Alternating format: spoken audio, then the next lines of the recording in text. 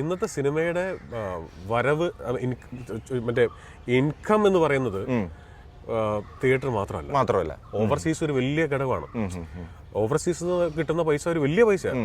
ഇപ്പോ തിയേറ്ററിൽ നിന്ന് കിട്ടുന്ന ഒരു കളക്ഷൻ ഉണ്ട്, സാറ്റലൈറ്റ് റൈറ്റിലുള്ള ഒരു കളക്ഷൻ ഉണ്ട്, OTT-ലേക്ക് ഉള്ളതുണ്ട് അല്ലേ? അപ്പോ അത്തരത്തിൽ പല റവന്യൂ ആസ്പെക്ട്സുകളുണ്ട്. എന്തൊക്കെ കാര്യങ്ങൾ ഞാൻ അത് കൃത്യമായിട്ട് പറയാം. പക്ഷെ ഇതൊക്കെ പറയുമ്പോൾ ഒരു കാര്യം ശ്രദ്ധിക്കേണ്ടത്, ഇത് നമ്മളൊരു സിനിമ ചെയ്തു, അത് OTT-കാരൻ എടുത്തുകൊള്ളണം എന്ന് യാതൊരു നിർബന്ധമില്ല. ഒരു നിർബന്ധമില്ല കേട്ടോ. OTT-കാരൻ എടുത്തുകൊള്ളണം എന്ന് യാതൊരു നിർബന്ധമില്ല. പക്ഷെ പലപ്പോഴും ഇവരോടൊക്കെ ഒരു ധാരണയായ ശേഷം സിനിമ എടുക്കാറില്ല. വളരെ അപൂർവം പ്രൊഡ്യൂസേഴ്സിന് കിട്ടുന്ന പ്രിവിലേജ് ആണത്. വളരെ അപൂർവം അങ്ങനെ സംഭവിക്കാറുണ്ട്.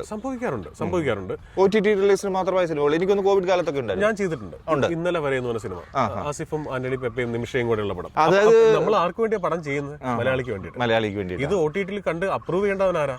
മലയാളിയല്ല. അവന്റെ ഇഷ്ടാനിഷ്ടങ്ങൾ ഒരുപക്ഷെ നമ്മളുടെ ഇവിടുത്തെ കല്യാണരാമൻ പഞ്ചാബി ഹൗസോ അല്ലെങ്കിൽ മറ്റേ പുലിവാലി കല്യാണമോ ഈ ജയ് ജയ് ഹോ ചിലപ്പോ അവന് മനസ്സിലായിക്കൊള്ളുന്നില്ല. അവന്റെ ടേസ്റ്റ് വേറെയാണ്. അതിൽ ആക്ഷൻ വേണം, മസാല വേണം, എന്തുവാ ഞാൻ പറഞ്ഞ ഇറ്റ് കുഡ് ബി എനിത്തിങ്. അതുകൊണ്ടാണ് നമ്മളിപ്പോ ശ്രദ്ധിച്ചാൽ മനസ്സിലാവും ഈ ത്രില്ലറുകളുടെ വരവ് ഇത്രയും കൂടാൻ കാരണം ഇതാ. അത് അവന്മാർക്ക് എല്ലാം മനസ്സിലാവും. ഓ അത് ശരി. ഇത് ലോകത്ത് ഈ ത്രില്ലറിന്റെ പ്രത്യേകത അതാണ്.